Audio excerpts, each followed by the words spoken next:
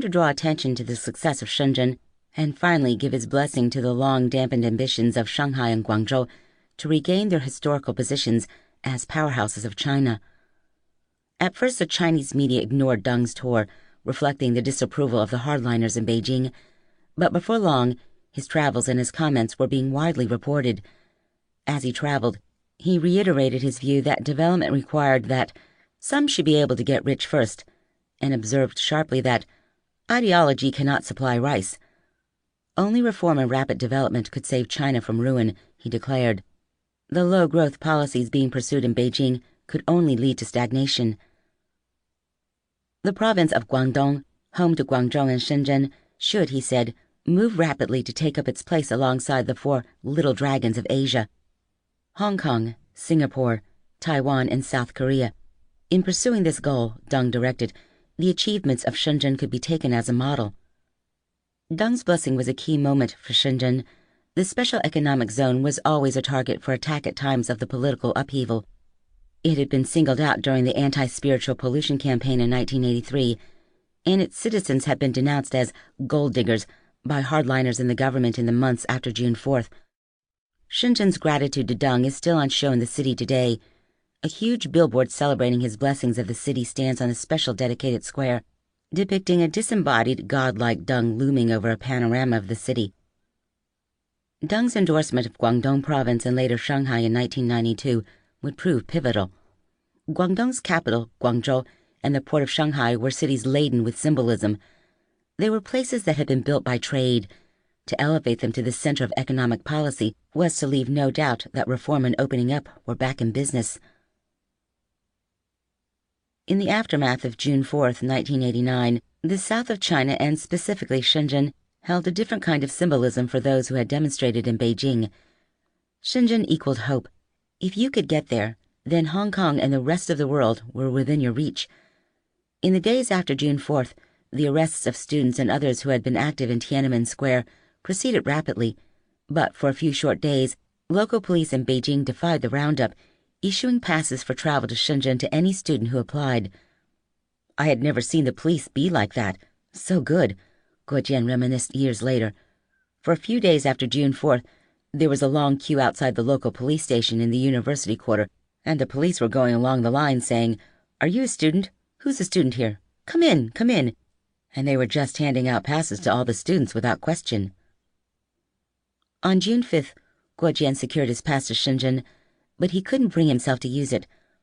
I kept saying to my foreign friends, I haven't done anything wrong. But they said, it doesn't matter, you need to go. Finally, he returned to the police station on June 8th for another pass, as his first had already expired. But the police were no longer welcoming students. They shooed us away really fiercely, but even in that, they were trying to protect us. They knew if we queued up, the soldiers would be able to pick us up easily. In the days, weeks, and months that followed, thousands of people were arrested, but there was a groundswell of support for the students that enabled many of those on the most wanted list to escape. Weir Kaishi and Chailing both took the Underground Railway to the west, via Guangdong, arriving in Hong Kong to be spirited immediately onto planes to France, and then later to the United States. Student leaders who did not manage to evade arrest were given prison sentences, but worker demonstrators were treated with particular harshness, with many being summarily executed. Numerous soldiers were court-martialed and, it was rumored, some were even executed for refusing to participate in the massacre on June 4th. Major General Xu Qingxian of the 38th Group Army was court-martialed and sentenced to 5 years in prison for his refusal to enforce martial law. Even today, at the age of 80, he is forbidden from visiting Beijing. Guo Jian found a way to drop out of sight in the capital, taking refuge first with a friend who had found shelter on a construction site near the university. A few weeks later, he moved out beyond the fringe of the city to the ruined grounds of the old summer palace. In the previous few years, a group of dropout poets had formed a community there, renting dilapidated accommodation from the local farmers who raised vegetables, pigs, and chickens on land where the Qing emperors had once taken their ease. The farmers were more than happy to take the money from the poets and, after Tiananmen, from young would-be artists too. This is how the old summer palace became the site of China's first artists' village, and within a couple of years, more than 200 aspiring artists were living there, including a roll call of future art millionaires of the next century. In the wake of the Tiananmen crackdown, many found themselves with demerits on their university records, unable to graduate, or assigned to the worst jobs. Guo Jian had been allowed to graduate because the professor who had talent spotted him years before had pleaded his case, but his job assignment was a punishment detail, designing teapots in a remote mountain factory. He turned it down and chose to hang out at the old summer palace, painting his own wry take on the China he saw around him, and selling the occasional painting to foreigners who came calling in search of what remained of the spirit of the 80s. For it wasn't just China that had suffered a shock in June 1989, but the West too. We had fallen a little in love with China in those spring days of 1989, and after the crushing of all that youthful hope, we kept on looking for clues to what remained and what might lie ahead. In the spring of 1993, a year after Deng Xiaoping had sent his signal that China was yet again open for business, a very different kind of message was sent out across the world. An exhibition, China's New Art, post-1989, opened in Hong Kong, and in a series of iterations went on to tour the world. It would give the West its first glimpse inside the hearts of the Tiananmen generation since June 4th. The curators were Li Xianting, one of the organizers of the China Avant-Garde exhibition in Beijing in February 1989, and Johnson Chang, a Hong Kong-born aesthete who founded the world's first gallery of Chinese contemporary art in Hong Kong in 1983. The two had been intimately involved in the burgeoning of Chinese contemporary art in the 1980s and were finally attuned to its new mood and direction. They saw early what would become obvious over the next decade, that contemporary art could provide a unique map of the emotional landscape of post-June 4th China.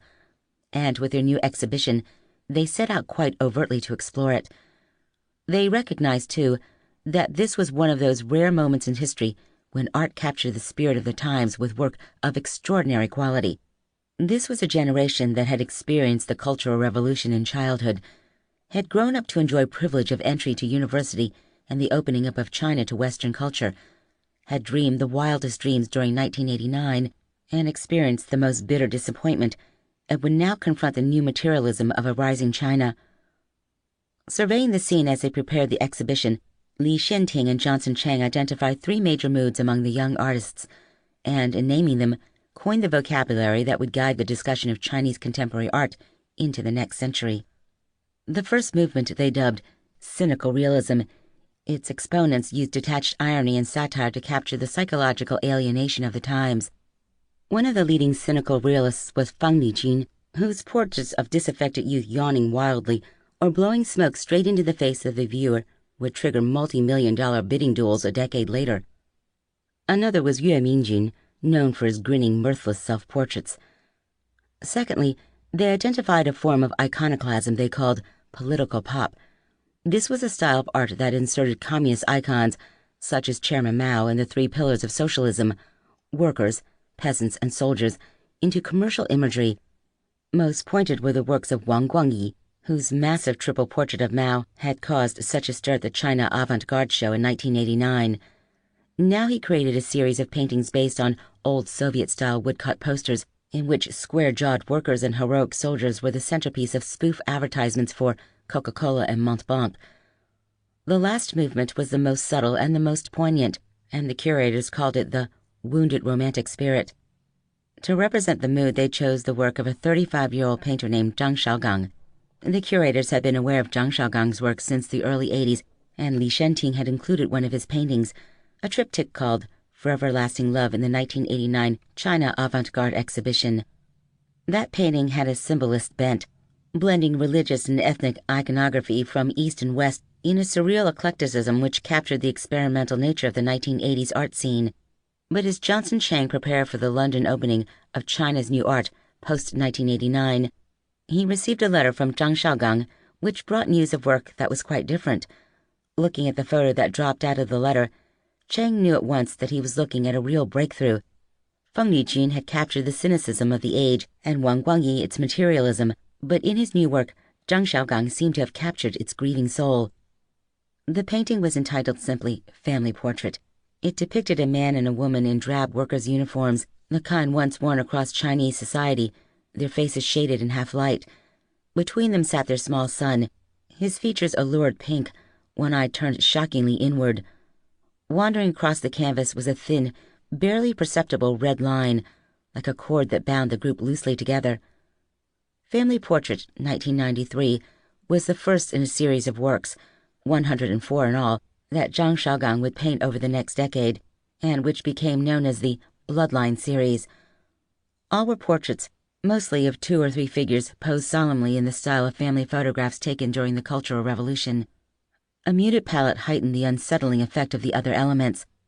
A translucent birthmark hovering over some of the faces, the overlarge jet-black eyes against soft-toned skin, the blank, haunted expressions, and the wayward red thread that joined the groups together. The images are full of ambiguity and dissonance, between reality and unreality, between peace and sadness, and between the conformity of the drab Maoist clothing and the individuality conferred by a turned eye or crooked teeth.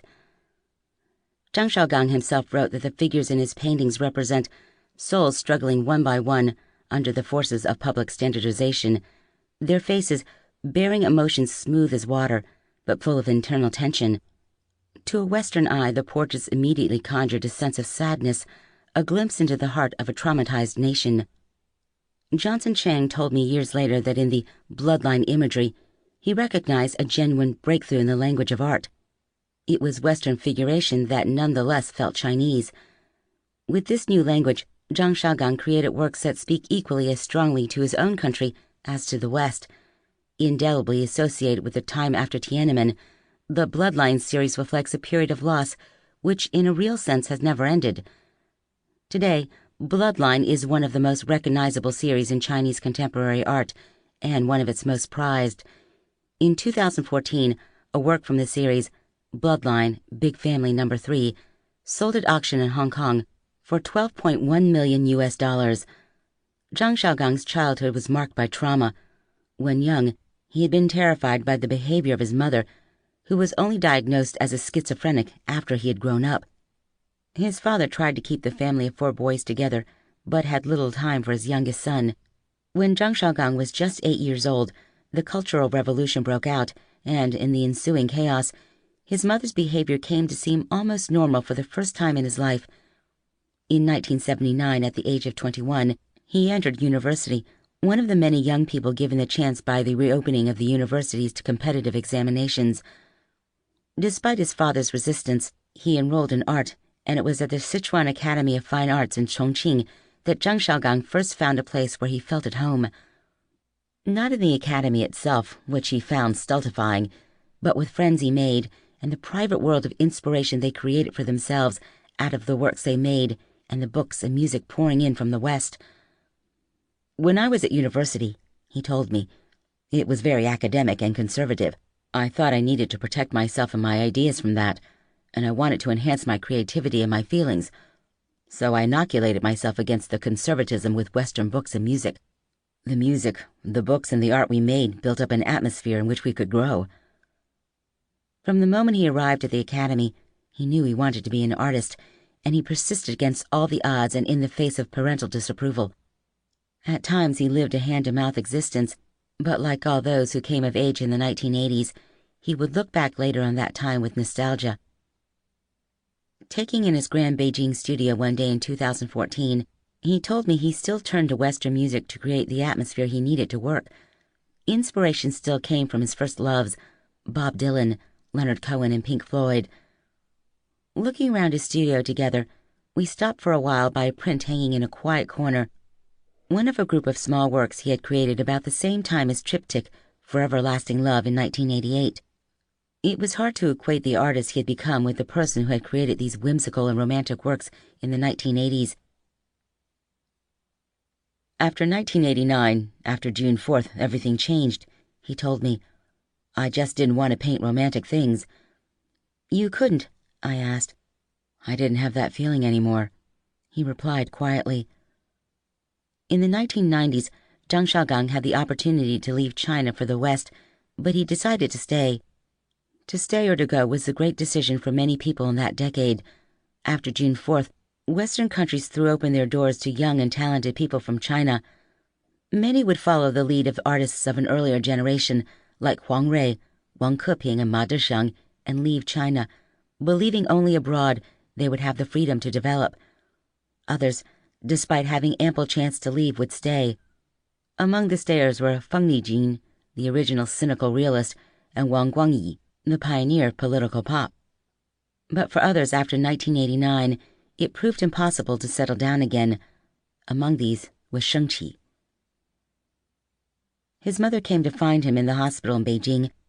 For 20 days after he severed his finger, Shengqi lay in a fever, an infection raging in his blood. He asked his mother not to cry when she saw what he had done, but she did so all the same. She took him home with her to Hefei to nurse him back to health. In the weeks that followed, he sought out a Tai Chi teacher, hoping to find peace and regain his strength. For 2 months he got up at 6 a.m. every day and practiced Tai Chi with the old man. It was a kind of meditation, I guess, he said. It was also a release. After 2 months he felt physically and mentally strong again. He also felt resolved. He could not stay in China. A friend in the Italian embassy helped him with a visa application, and by the spring of 1990, he was on his way to Rome. It would be a decade before he returned. In 1992, Gongkar Gyatso would also leave China, but he was not heading for the West. Instead, he would travel to India, to the seat of the Dalai Lama's government in exile, Dharamshala. When he returned to Lhasa from Beijing in 1984, he found his hometown transformed. It was full of colors, scents, and sight that were new to him.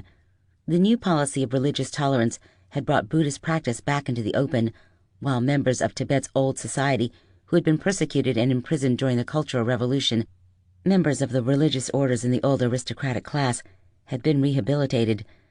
With the monasteries reopened, he saw for the first time the true riches of Buddhist art. It was visually overwhelming, he told me.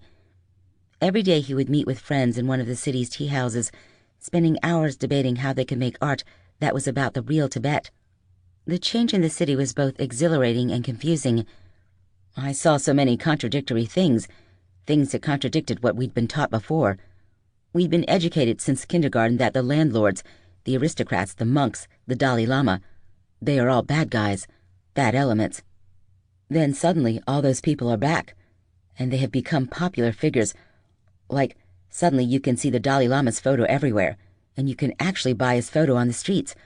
You can see the monks in their robes, and the aristocrats too, and the government is giving them back their land and their houses. It was just such a reversal. All the things he now saw around him made him wonder what Tibetan society was really like before 1959, when the Dalai Lama went into exile. I had this hunger to know more about my own history, but there was a kind of big blank. Nobody told us what things were really like before 1959. The government version was that before 1959, Tibet was a very dark and very cruel society. But then suddenly, when everything was opened up in the 80s and was aired, it seemed like all those dark things were actually positive. I realized there was no way to actually find out what was the real story and what was not. I had already realized when I went to Beijing that I was Tibetan, not Chinese. And so now I thought, so if I am Tibetan, what do I really know about my tradition? One day he came across some speeches by the Dalai Lama, which had been smuggled on cassette tapes into China. When I listened, I thought, if I can go and see him, maybe he can give me some guidance. In 1992, he flew out for Nepal. He'd waited almost 5 years for a passport and permission to leave. His father had relations in Nepal, and the Chinese authority finally granted Gongkar an exit visa for a family visit. In Nepal, his relatives advised him how to get to Dharamshala. He must discard his Chinese passport, they told him, and take a bus to the Indian border with a group of other Tibetans. There he should approach the border guards, and when challenged, he should just say, Dalai Lama, Dalai Lama, and that would get him into India. Gongkar threw away his hard-won passport and set off. At the border, it happened just the way his relations said it would.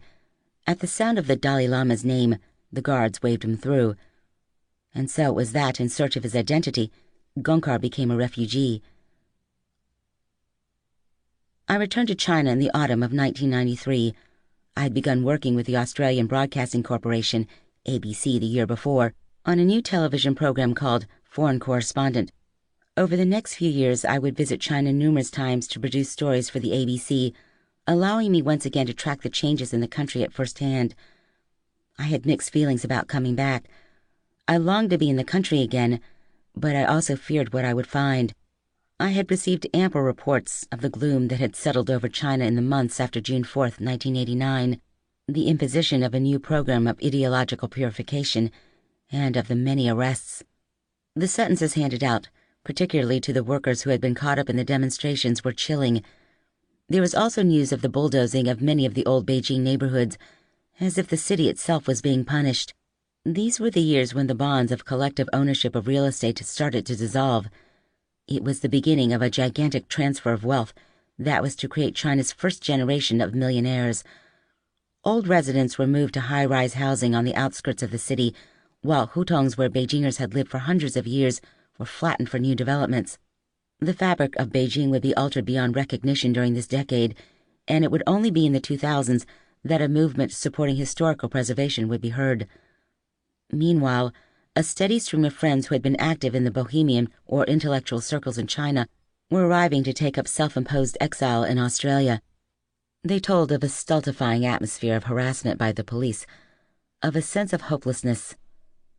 And yet, there were signs of life.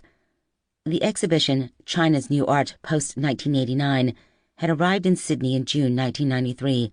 There were exciting films coming out of China too, like Farewell My Concubine, which took out the Palme d'Or at Cannes that May, a film which hid its political critique inside its sweeping historical narrative. Word came too of a new strain of hooligan literature and a dropout culture that spoke of a kind of passive resistance among the young. By 1991, foreign money was again pouring into China. I was intrigued by the strategy behind Deng's Southern Inspection Tour, especially his vision for Shanghai. In the 1980s, I had got used to hearing of the Chinese government's determination to keep Shanghai down. The city had been deliberately bypassed when decisions were being made about where the Chinese economy would be opened up, and for a decade, as the special economic zones in Guangdong province boomed, Shanghai had labored under the weight of out-of-date state-run enterprises and central planning. Suspicion of Shanghai ran deep. Its modern history was deeply entwined with the story of Western exploitation of China. At the conclusion of the First Opium War in 1842, Britain forced a series of commercial concessions on China, including the designation of Shanghai as a free trade port. Standing at the mouth of the Yangtze, Shanghai was the ideal gateway to the rich hinterland of China's south and an excellent platform for industrial development. By the early 20th century, Shanghai had become the most important financial center in Asia and one of the great industrial trading cities of the world. But trade and industry were just part of the story. Shanghai was one of those cities, like Paris or New York, whose name you could conjure with. Shanghai spoke of glamour, opium, cheongsams, and chemin de fer, of jade, silk, and easy money. By the 1920s, it had been crowned in popular imagination as the Paris of the East. The city became a magnet for gamblers, nightclub singers, white Russians, writers, and people looking to create new life. Noel Coward wrote Private Lives in a suite at the Peace Hotel, and Margaret Fontaine studied ballet in the city with exiled Russian masters. The French concession had gracious avenues planted with plane trees, while the British enjoyed tennis and the long bar at their gentlemen's club. Along the waterfront, known as the Bund, foreign banks, trading companies, and foreign hotels raised grand granite edifices in the Western style, marbled floor and colonnaded, guarded by stone lions of stern British mien. Shanghai was a place where fortunes were made and made quickly, and not just by Westerners. Shanghainese became famous for their business acumen. While the communists took over in 1949, many migrated to Hong Kong, where they rose quickly to prominence as the leading business people of the colony. It can be argued that much of Hong Kong's business success today was built on the back of displaced Shanghainese entrepreneurs. Deng Xiaoping's decision to give Shanghai its head in the 1990s was thus a calculated one. He knew what visions the name Shanghai conjured for foreigners. What better place to declare as open for business than a city that the West already felt they had a stake in? What better way to lure the foreign investment the country so desperately needed than by offering entry to this fabled city? As for me and the new ABC China correspondent Sally Neighbor, we were hooked. Discussing what to do for our first story together for Foreign Correspondent, we couldn't get past Shanghai. An investigation of what was happening in the city basically chose itself. In September 1993, we were there. Everyone told us to stay in the newly opened Hilton, but we chose the Peace Hotel instead. With its dim lighting, musty, muddy-colored carpets, and solemn staff, it had come down a long way from its original Art Deco splendor. But this was where Noel Coward had stayed, and the gray-haired jazz band that played the lobby bar every evening was said to have first performed there before the communists came. Best of all, the Peace Hotel stood on the dress circle of the Bund, looking out over the Huangpu River that connects the Yangtze to the sea. As the sun came up palely in the polluted sky on our first morning in the city, we watched a fleet of barges make their way upriver. They were laden with sand and cement, heading for the scores of construction sites around the city. We were there at the dawn of the building boom which, over the next few years, would create a whole new infrastructure of ring roads, subway lines, and a grand bridge across the river to a vast new development zone called Pudong. Pudong was an ambitious project to be built on 350 square kilometers of rural land that had supported more than 500,000 farming households. It was planned as a financial and commercial center that the leadership hoped would one day rival Hong Kong. On that autumn morning, Pudong presented a strange sight. At its center was the already completed Oriental Pearl TV tower, decked with roseate orbs that gave the whole structure a kind of cartoonish feel, as if the design had been taken from the Jetsons. Around the tower, high-rise apartments, office blocks, and factories were already taking shape, while farmers hung on the emerald patches of rice paddy between the construction sites. As we looked out across the river at the future, the granite edifices of old Shanghai stood at our backs, while the sounds of a port city, the sad moan of the ship's horns, the cries from the bargemen, the hum of the engines, were mixed with the sound of a Strauss waltzing issuing tinly from a ghetto blaster. All around us on the elevated walkway by the river, there were Chinese couples dancing. They came here, we discovered, at dawn every day to practice their steps, waltzes and sambas, foxtrots and the cha-chas, with a proficiency most Westerners could only dream of. Young, middle-aged, and old couples gathered each morning, wearing natty tailored outfits and sharp shoes, two-toned lace-ups for the men, and black leather court shoes for the women, all slightly worn, but otherwise well cared for. You could sense they, too, had held on to the idea of Shanghai they wanted to live up to. Over the next days, we put together the pieces of our story. During business hours, we followed the agenda laid down by the city's Foreign Affairs Bureau, who assigned us 2 minders to dog our every step. After dark, we pursued the encounters that would bring the story to life. The construction workers from the countryside now laboring through the night on the new city buildings. The young entrepreneur who had escaped to the west after June 4th, but had now returned to sell natural mud packs to the newly beauty-conscious Shanghainese. The investors in the recently established stock market, swiping tips and forming syndicates, and the farmers in Pudong, chasing one last harvest before the bulldozers moved in. Huge swaths of old Shanghai were being razed for new developments, and the residents were being rehoused across the river in Pudong.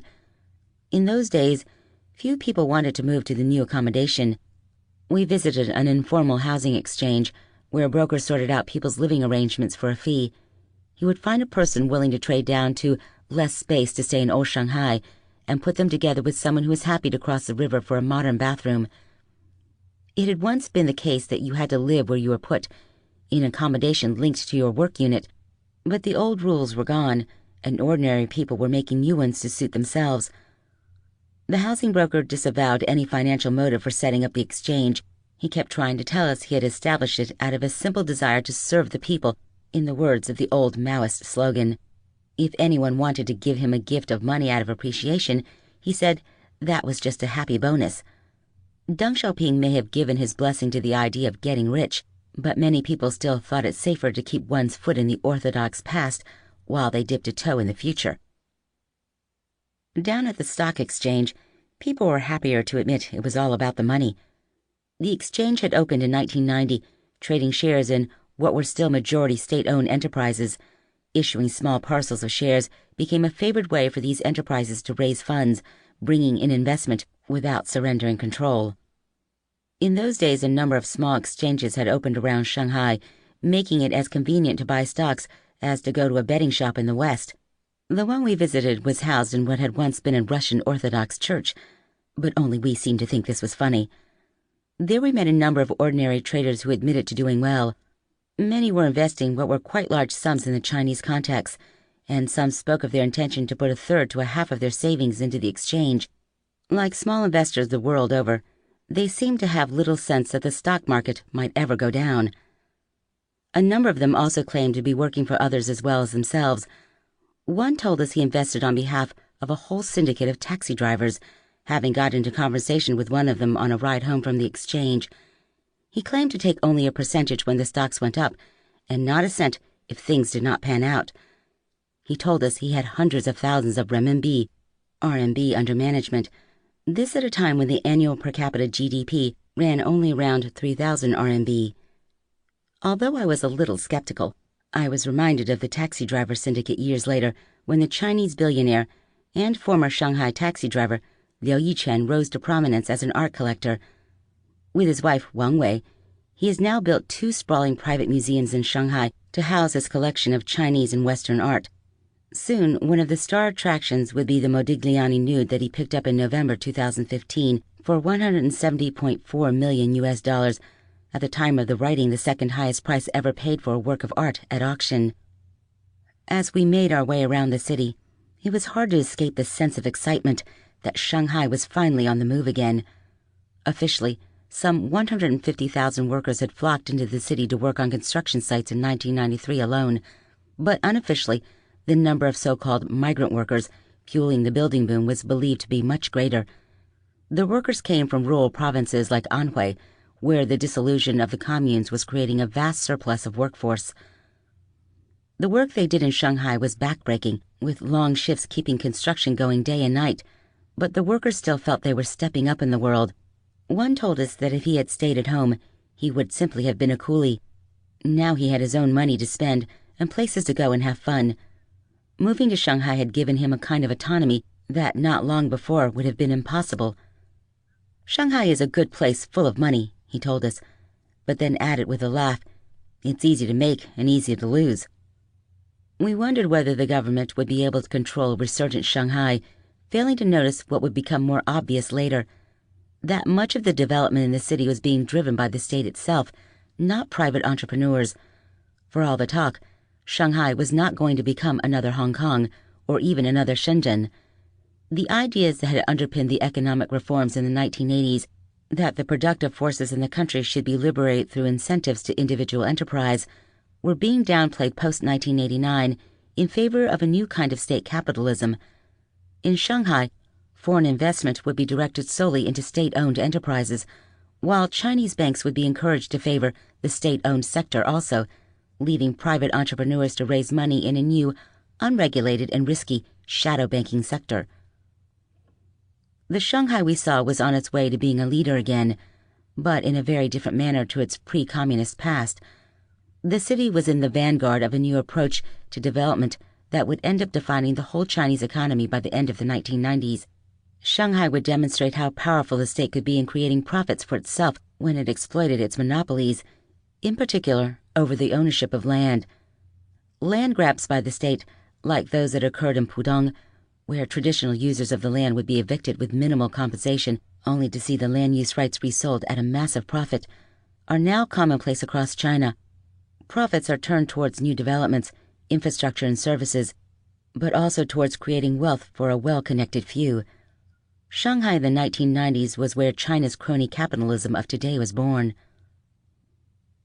On our last evening in Shanghai, Sally and I decided to toast the city from the top of the Peace Hotel, with its stunning view across the river. In theory, the roof was out of bounds, but we ordered gin and tonics in the lobby bar and smuggled them into the lift to the top floor. We found a stairway to the roof and stood looking out, giggling like schoolgirls. Inevitably, a hotel worker appeared and made a half-hearted attempt to chase us down into the hotel again. He gave us a short lecture about safety, but you could tell he, too, was seduced by the view from the roof. As he withdrew, he tutted with disapproval as he saw us leaning back against the dusty masonry. A couple of minutes later he returned, not to order us off the roof, but with collapsible chairs for us to sit on. The old spirit of the Peace Hotel clearly lived on in his heart. Viewed from our eyrie, the Pudong side of Shanghai was mostly dark, nothing like the neon-lit landscape that it is today, but the reflection of the ungainly pink spire of the Pearl TV Tower shimmered in the river. We recalled that the view from the tower was one of only two things our Chinese minders in Shanghai had been truly excited about showing us. The other was a very special restaurant that they had been angling to take us to from our first hour together. Day after day we had blocked the suggestion. We had too much ground to cover to spare time for an interminable introduction to Shanghai's local delicacies. Finally, on the last day, we relented. It said more about the new Shanghai than anything else we saw that week, that the very special restaurant turned out to be the first ever Chinese outlet of the fast food giant KFC. By the time we arrived to shoot our story in Shanghai in 1993, around 70 million people throughout the country had joined what would become known as the floating population, people who had been cut free by the dissolution of the communes. These workers would power the transformation of China over the next decade, building the skyscrapers and the roads, the subways and the bridges, operating the machinery and manning the assembly lines that would turn China into the factory of the world. The displacement that had begun in the 1980s would accelerate through the 1990s at a stunning rate. By 1999, the China that had begun the great experiment in reform and opening up 21 years before would be almost unrecognizable. The generation of which Zhao Aili and Cao Fei were a part would come of age at the end of the 20th century, having already experienced more change than most of us in the West would know in a lifetime. Zhao Aili would witness the decline of the monolithic state enterprises, the cradle-to-grave socialism that had once guided the nation. He would see his parents made redundant while still barely middle-aged, but also find himself being given the chance to enter university, the first in his family to have ever done so. Cao Fei would watch as her hometown of Guangzhou spread out into the Pearl Delta River, engulfing farmland and absorbing villages as it rose from smoggy backwater to a powerhouse of the Chinese economy. She would see her older sister morph from a model student to advertising executive, turning her back on the most treasured ambitions of her parents. As for herself, Cao Fei would begin to dream and make art in a different world entirely, one that could be lived in costume, online, and eventually in a new virtual space called Second Life, where there were no boundaries of age, geography, or imagination. The speed of change in this decade would rival anything before or since. At the end of it, nothing in China would look the same, not even the farthest reaches of the country. At the end of the century, a whole new reality had taken hold, where a divide between rich and poor had been installed as pillars of progress, where the idea of the state providing you with work, security, and purpose had been consigned to the scrap heap, and where neighborhoods that had existed for centuries were wiped off the map overnight. Each year of the 1990s, I would return to China, and every year I would experience the shock of non-recognition, of arriving at a place I had once known well, only to find it simply wasn't there anymore. For me it was sad, disturbing, even shocking. So what must it have been like for people who did not have another home to return to? One day, Zhang Xiaogang and I sat in his studio discussing some of his new works, sculptures of ordinary but obsolete objects, transistor radios, rotary dial phones, ink bottles, music cassettes, all rendered in bronze. He told me he had, not for the first time, lately been struck with nostalgia. He felt that was okay for a man in his 50s like him, but then he said how strange it was to look at the work of artists who were only half his age and recognize nostalgia in their works too. He saw they were also making works recording the objects and scenes of their youth and rendering them with romantic poignancy. He realized that for them, the things and places that in their 20s they should be confident would remain with them were already slipping away. To be Chinese in this era, he told me, is to feel nostalgic when you are still quite young. Chapter 7. Whose Utopia? On February 19, 1997, Deng Xiaoping died. He was 92 and had not been seen in public for more than 2 years. The last glimpse was an official photograph from October 1994. He was seated in an armchair, tucked up in a rug and wearing a cap against the autumn chill, watching the fireworks for the 45th anniversary of the People's Republic exploding in the sky over Beijing. His passing had long been anticipated. Early in 1995, when I was working for Foreign Correspondent, Sally Neighbor and I had jumped the gun by 2 years, flying to China to produce what we intended as an obituary piece on the great man, who was rumored to be at death's door. We talked to a whole cast of characters on that trip in 1995, and learn how varied the experience of Deng's reform had been for the people, depending on where they lived, what they stood to lose or gain, or what vision of the future they nurtured. There was a newly made millionaire, a high school dropout who had made his fortune in real estate while still in his early 20s and was eager to share with us his taste for high-priced scotch and luxury cars. He drove us around Tiananmen Square and up the Avenue of Eternal Peace under the eyes of Mao's portrait without a hint of embarrassment. He told us he made a fortune transforming deserted factory buildings into smart office accommodation and was now developing apartments for the new middle class. Then there was a young pollster, at just 29, the head of his own company. Formerly a bureaucrat with the Ministry of Commerce, he had met an American executive from Gallup and thought there might be scope for a polling firm in China. He was right. One of his first customers was the Communist Party's propaganda department.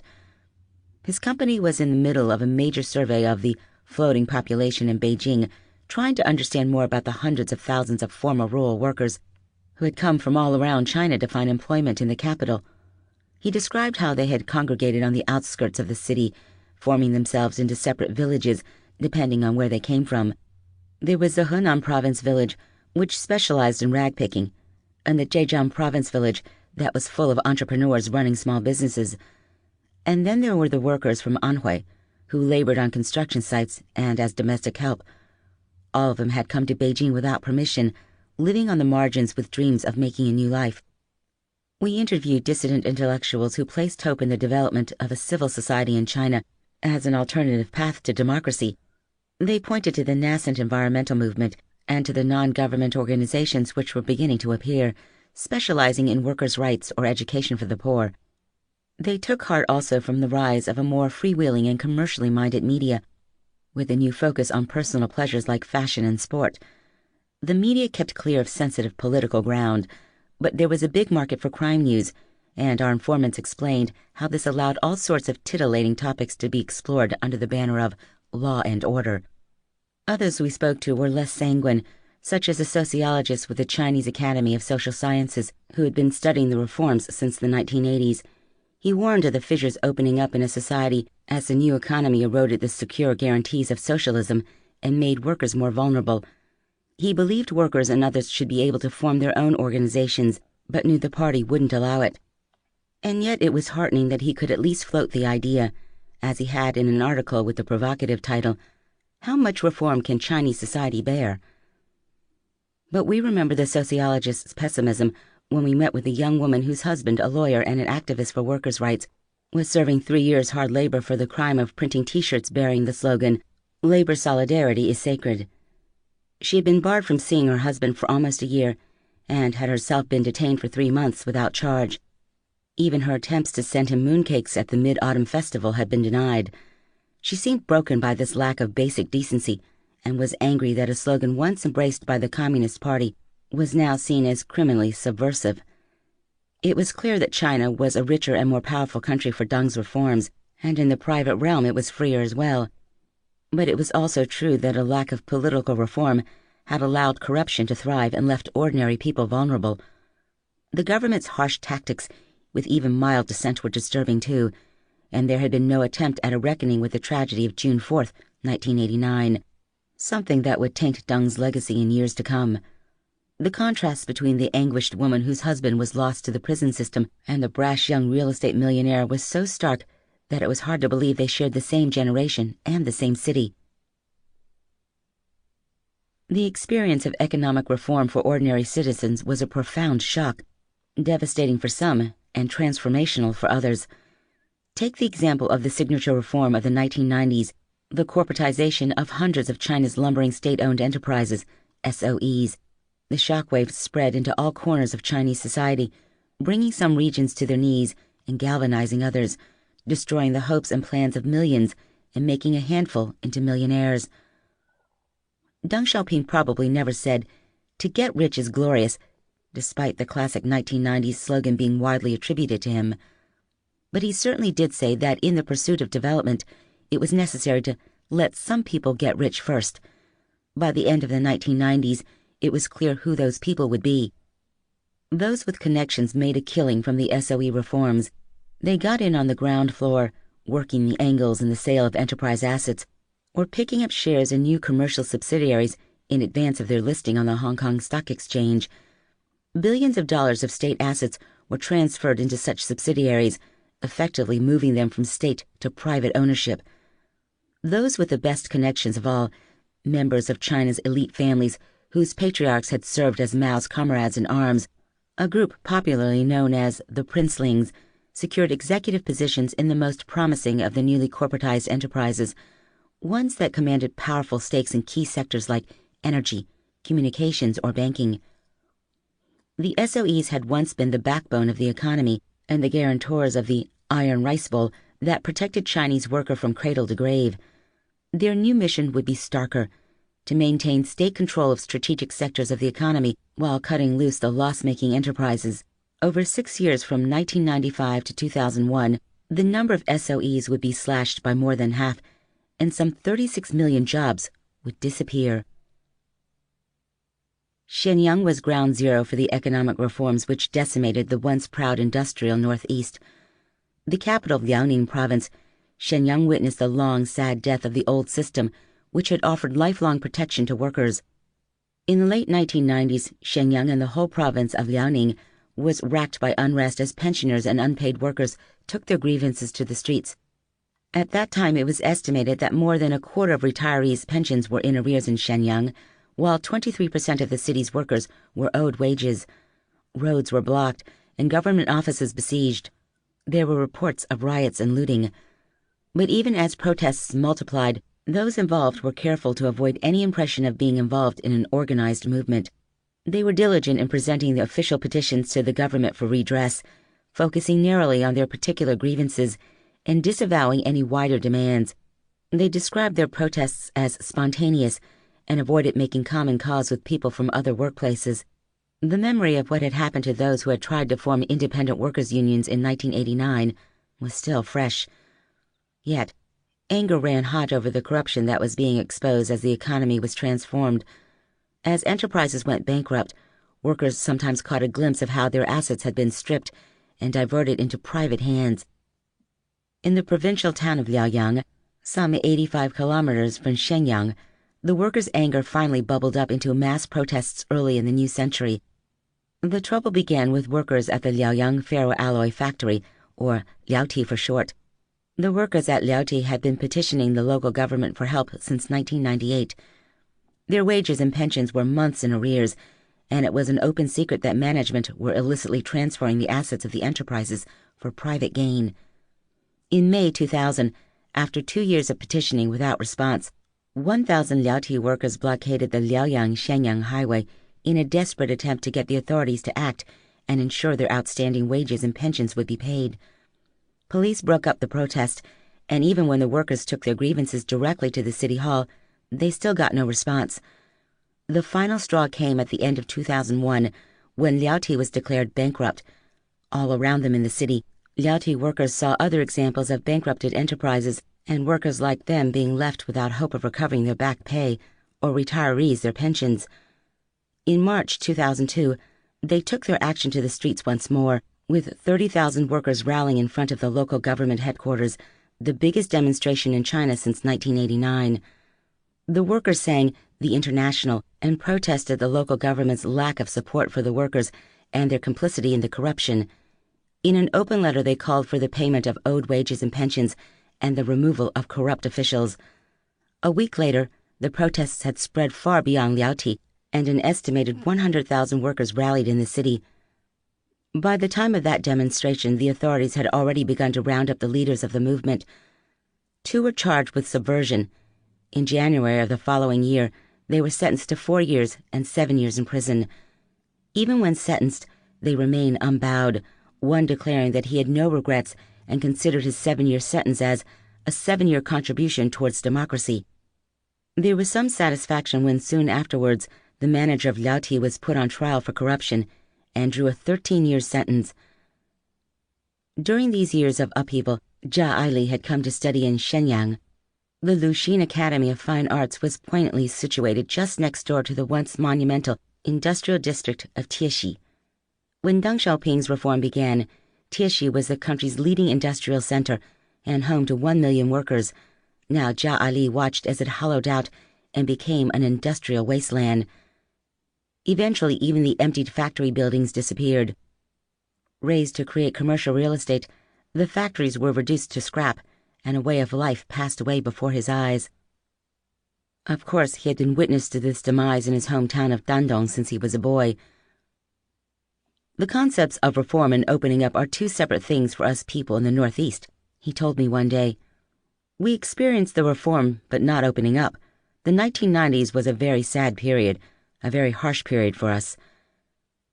8 years after he arrived in Shenyang, Jia Ali would leave for Beijing, and it would be there that he staged his first exhibition. It would be titled The Wasteland. For all the wrenching social impact of the SOE reforms, few at the time realized that corporatization had a far-reaching upside as well. As SOEs shed their labor force, they were directed to give up the stock of housing they had maintained for their workers. In the late 1990s, huge swaths of urban housing in China were privatized, and the apartments sold to sitting tenants at prices well below market rates. In this way, tens of millions of Chinese were given the chance to acquire property that appreciated in value over the next few years. Many leveraged their asset for more real estate, becoming landlords or even speculators, and changing the outlook for their children.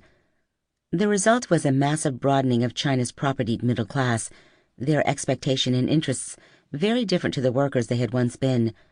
It was as if, in the words of the economist and former Australian ambassador to China, Jeff Raby, Margaret Thatcher had come to China.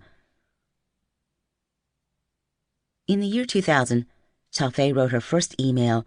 It was her first encounter with the internet, a medium that as an artist she would soon make her own.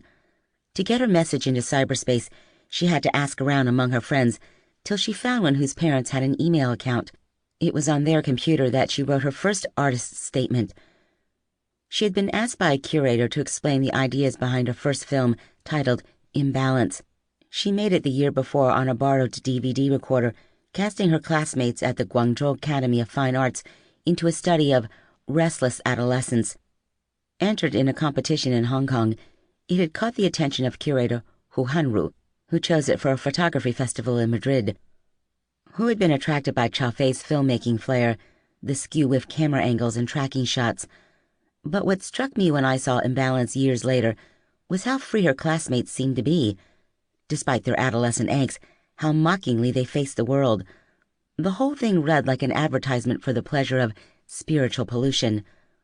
All the things that had agitated the old guard back in 1983, all the toxins they had sought to expel from China, pornography, drugs, gambling, were there, and not even as a main point of the film, but just as part of the background of these college kids' lives.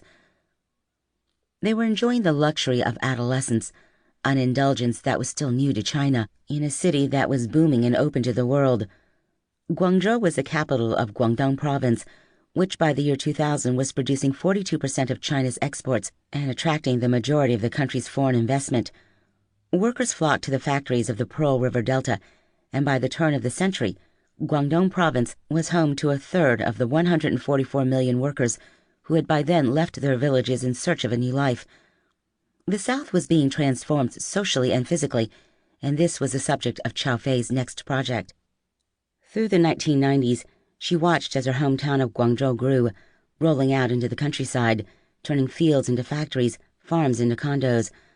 As Guangzhou grew, it began to swallow entire villages whole. The farmers would lose their fields but keep their houses. Robbed of their old livelihood, they built tenements on top of their homes and set up as landlords, offering cheap accommodation to the floating population of workers who had left other farms around China in order to find work in the city. Villages that had once been home to 3,000 or 4,000 people now housed 10 times that number in these strange pockets within the city. Slipping down an alley off a main street, you could find 130 such urban villages in Guangzhou, where the tenements crowded in so tightly that sun reached the ground only in shafts, and the old village life continued side by side with a whole new service economy for immigrants. Long-distance phone offices sat side by side with nail bars, dumpling shops, and workshops that restored discarded white goods for sale. The landless farmer planted vegetable crops and raised chickens on their roofs. On feast days, traditional dragon dancers squeezed their way through the narrow alleyways. One of these villages, A place called Sanyuanli became the subject of Chao Fei's first documentary film, produced in association with her then-boyfriend, the artist and writer Ou Ning, in 2003. Like Jia Aili, Chao Fei saw the face of her hometown transformed as she grew up, but while Jia Aili became obsessed by wastelands, Chao Fei was gripped by cities. In the new century, she would return to urban landscapes again and again, creating whole fantasy cities on video, in animation and on the internet, while taking her camera out to explore real cities in her documentaries. In all of these, she was working out how people live in these urban spaces, and while living there, how they could still find a way to dream. By the turn of the century, with more than 10% of China's population on the move, many itinerants found appalling conditions in their new employment. Exploitation was rife in the factories, and much of the alternative urban work was dirty or dangerous. And yet, those who came still believed they had made the right decision by leaving home. In the factories of Guangdong, despite booming profits, non-payment and underpayment of wages was rife, as were inhumane hours of work. At the turn of the century, research by the Communist Party Youth League found the majority of factory workers in Guangdong worked 12 to 14 hours per day with rarely a day off. Conditions were particularly severe in the garment industry, where pressures to fill orders pushed conditions to new extremes. A new word, 过劳死, overwork death, entered the language to describe cases where workers dropped dead of exhaustion. The Chinese press reported 12 or more cases per year of 过劳死 in the early years of this century, while deaths due to industrial accidents were reported as occurring at a rate of 1 every 4 days in Shenzhen during 1998. Incidents of serious injury were also common, with Amnesty International counting more than 12,000 such incidents in that same year in Shenzhen. The Special Economic Zone of Shenzhen was in the vanguard of China's transformation into a manufacturing superpower, its GDP growing by more than 30% a year on average throughout the 80s and 90s. In the 90s, Shenzhen would also become a pioneer in the labor activism, as workers there tried to enforce the rights that were laid down for them in China's national labor legislation. These laws, which prescribed conditions such as maximum hours and minimum pay rates, were routinely ignored by employers, but in the 90s there was an increasing number of cases where workers would, often Kafkaesque maneuvering through the system, achieve some limited redress. Some industrial actions began in almost comical circumstances, as happened in the case of an export textile factory recounted by the sociologist Qin Huangli in her brilliant study of labor activism in China against the law. In this instance, the workers were made aware of their rights when their boss set out to drill them on the correct answers to give to a visiting inspection team from the factory's American customers. This was how they learnt of their entitlement to 5-day work weeks, 8-hour days, Sundays off, and limits on overtime, all entirely absent within their workplace. China's labor law was enacted in 1994, but, like many other laws passed in the country since the beginning of reform, lofty ideals were not matched with the means, or often the will, to enforce them. Workers' frustrations over the inability to get what was legally theirs made Shenzhen infamous throughout the country as the worst city in China for labor disputes. By the turn of the century, even conservative estimates suggested that there were hundreds of large-scale protests or strikes breaking out annually in Shenzhen. Yet, despite the harshness of life in the cities, workers continued to leave the countryside in droves to try their luck. It is the dreams of these workers that have driven the urbanization of China, turning a country where 70% of people once lived on the land to one where more than half live in cities. The notion of success in the city persisted because, for the most part of those who came, despite all the difficulties they faced, they did end up better off. Most earned more than they would ever have been able to make at home. This was money that could be remitted to their families or used to fund vocational study or investment in a small business. Then there was the intangible but exhilarating gain that they made, a sense of control over their own destiny. Chao Fei's father recruited many of these rural itinerants to work with him on the massive sculptures which he was now being commissioned to create. Chao Fei spent hours hanging out with them, listening to their stories of their floating lives. The workers told her how they would fake their identity cards, lowering their age over and over again, as the young always found it easiest to find work. She was fascinated by their stories and curious about their dreams, which she put at the center of her art when she made the documentary, Whose Utopia? She spent 6 months in a Guangdong lighting factory, charting both the minutiae of the work and the fantasy lives of the employees. In Whose Utopia, the workers pirouette in tutus among the machines, play electric guitar, sweep through storerooms in evening dress, and dance like Gene Kelly across the shop floor. Young workers look out dreamily over the rooftops of the city and don t-shirts with the slogan, "My future is not a dream."